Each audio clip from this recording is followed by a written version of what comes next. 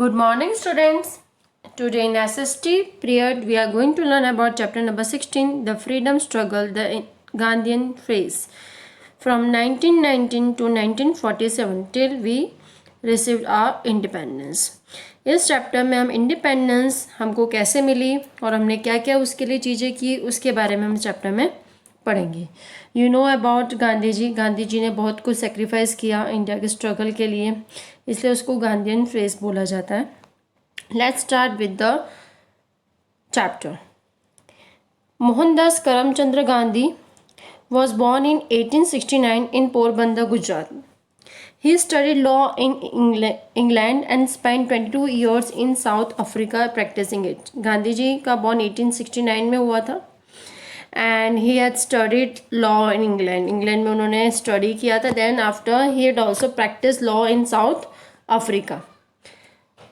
Gandhi ji was so dedicated to achieve independence through non-violence act that we have learned in the chapter number 15 also. He was shocked to see the humiliation that Indians suffered in South Africa. When he was practicing law in South Africa, he saw that Indians were facing many inequalities, like काले और गोरे का भेदभाव, like this. वहाँ के African people काले थे और Indian गोरे थे, तो थोड़ा उनके बीच में ह्यूमिलेशन भी था. ह्यूमिलेशन मतलब किसी को गलत तरीके से ट्रीट करना, ह्यूमिलेट करना. So at that time Gandhi ji saw that. Gandhi ji came to India and become an important leader of Indian National Congress that we have learned in chapter number 15. That INC Indian National Congress का main leader Gandhi ji उस time बन गए. Gandhi ji wanted united nation. United nation means एकता. गांधी जी क्या चाहते थे, हमारे nation में एकता आएगी, यूनाइट, हमारा नेशन जब जुड़ेगा, एकता आएगी, यूनाइट होगा तो ही हम इंडिपेंडेंस ले सकते हैं. Otherwise we can not achieve independent. We cannot achieve independent in India. So then Gandhiji wanted to remove all religion, gender and caste inequalities. इसलिए उन्होंने क्या किया, एक यूनाइट नेशन चाहा. कि एक यूनाइट नेशन कब होगा, जब हम सारी इनइक्वालिटीज़ को, that inequalities related to religion, related to gender, caste, उन सबको हम हटा देंगे तब हम एकता, एक यूनाइट नेशन पा सकेंगे. Okay. He was very sad by ill treatment of the lower caste by the upper cast.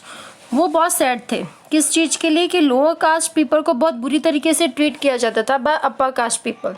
So he wanted everyone to unite putting aside religion, gender and caste. वो चाहते थे कि हम भारतवासी, we all Indian should be unite. Okay. Unite कैसे होंगे, जब religious और जेंडर और कास्ट में कोई भेदभाव नहीं करेंगे. कोई भी रिलीजियस का हो, हिंदू हो, मुस्लिम हो, कोई भी जेंडर का हो, मेल हो, फीमेल हो, कोई भी कास्ट का हो, पंजाबी हो, गुजराती हो, कि एनी कास्ट, हम कोई भी इनइक्वालिटीज़ नहीं होने देंगे, फिर ही हम इंडिपेंडेंस अचीव कर सकते हैं. So that was the thinking of Mahatma Gandhi ji कि हम इंडिपेंडेंस कब अचीव कर सकते हैं, to putting aside all religion, gender and caste inequality. Majority of Indians were poor. So he gave up all his luxuries and started living a simple life. He wanted to be a role model for Indians. वो role model बनना चाहते थे Indians के लिए. वो उन्होंने सारी luxuries things, सारी ऐशो आराम की चीज़ों को गिव अप कर दिया, छोड़ दिया. उन्होंने ही वो क्लोथ्स ऑन चरखा पे वो क्लोथ्स बनाने लगे. See in this picture you can see Gandhi ji चरखे यूज़ करके ही weave clothes on the charkha और spinning wheels and requested Indians to wear only khadi और होम स्पिन क्लोथ्स. इंडियंस को क्या बोलते थे, सिर्फ खादी के बने हुए कपड़े पहनिए, जो हम इंडियंस बनाते हैं उसको ज़्यादा यूज़ कीजिए. Sorry. So this was the lifestyle of Gandhiji at that time, to inspire people to give up all luxuries and adopt the Indian products. Okay. उसके बाद क्या आया, उन्होंने माइंडसेट चेंज किया बहुत सारे लोगों का. Eight that time they were believing that lower caste people और अपर कास्ट पीपल में बहुत डिफरेंस है. वो लोअर कास्ट पीपल को अनटचेबल मानते थे। अनटचेबल मीन्स जिसको टच करने के बाद भी वो जाके नहाते थे, डेट वो अपवित्र हो गए, like this. So Gandhi ji live with untouchables. He set an example by living with those who were called untouchable, low caste people. He gave them a new name. Gandhi ji ने उनको एक नया नाम दिया, Harijans. Harijans means children of God, वो खुदा के बंदे हैं, वो भगवान के चिल्ड्रन हैं, ऐसा उन्होंने लो कास्ट पीपल और अनटचेबल्स को उस टाइम जो बोलते थे एक नाम दिया, जिसका मीनिंग था जिसका वर्ड था Harijan, that means children of God. That Harijan the word was given by Gandhi ji to low caste people. He treated them equally. उनके हिसाब से वो अनटचेबल नहीं थे, they were also human beings. So उन्होंने वो भी भगवान ने ही उनको बनाया है, वो भी हमारे जैसे ही है, उनका मानना ये था। Then he impressed upon people that the way of getting freedom from British rule was non-violence and non-cooperation. According to him, he made a two principle under the सत्याग्रह। उन्होंने फ्रीडम स्ट्रगल पाने के लिए एक सत्याग्रह मीन्स वो सत्य के रास्ते चल के ही हम फ्रीडम पा सकते हैं। So according to him there were two principle, truth and non violence. Truth मतलब हमेशा सच बोलना है, और नॉन वायलेंस मतलब अहिंसा के थ्रू हमको इंडिपेंडेंस पाना है। Okay, so this were the two principles adopt by Gandhi ji to fight against Britishers to get freedom. Got it? ये दो प्रिंसिपल गांधी जी ने अपनाया था, truth and non violence. Got it? Then क्या हुआ? The Britishers were not happy with Indians. उन्होंने कुछ act बनाए, उसमें one of the act was the Rowlatt act that we have discussed in chapter number 15 also, that was passed in 1990.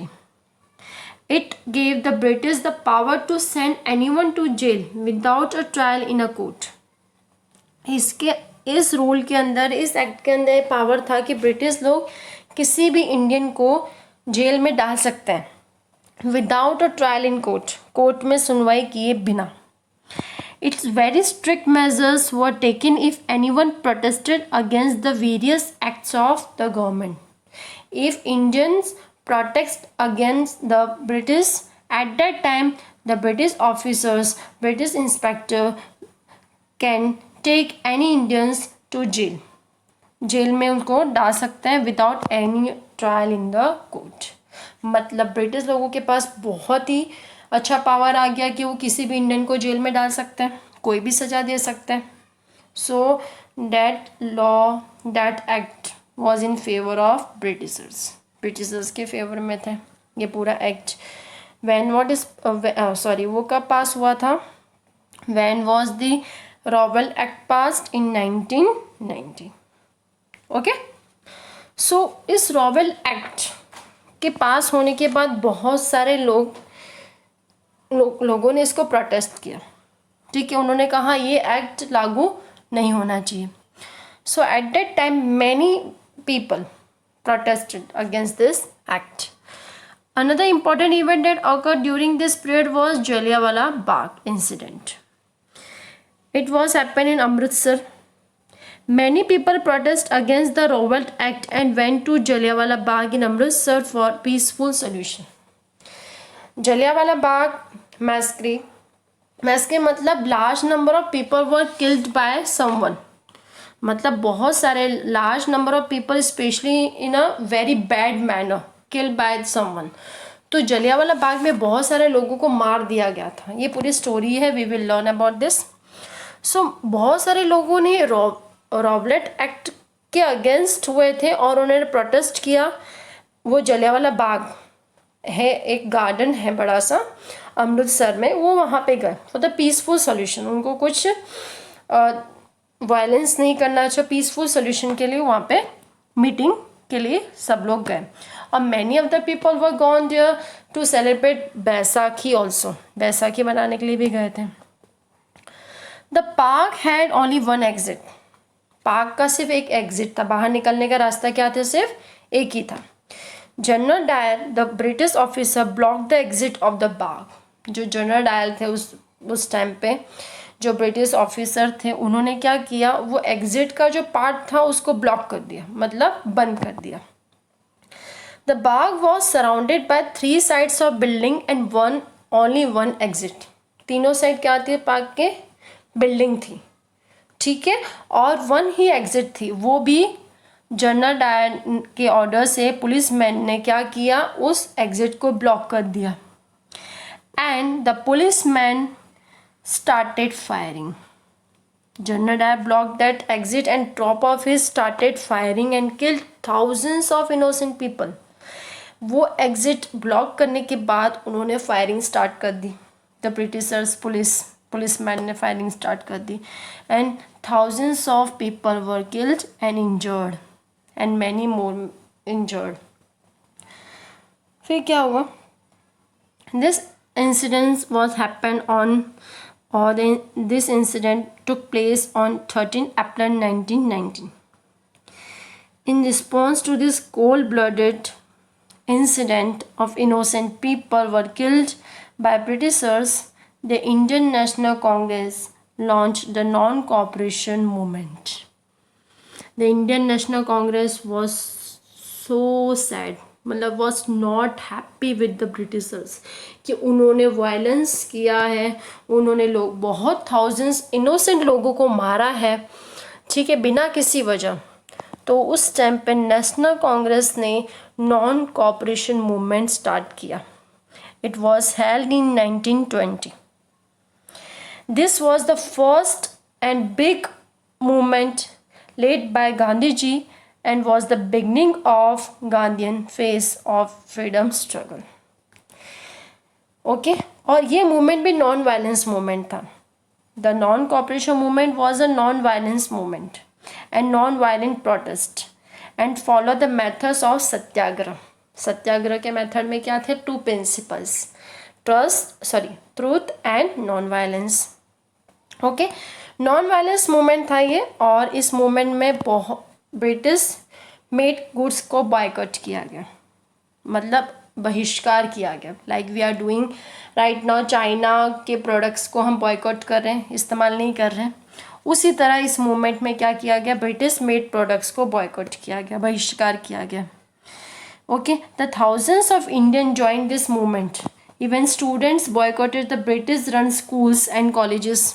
मैंने ये discuss किया था चैप्टर नंबर 15 में।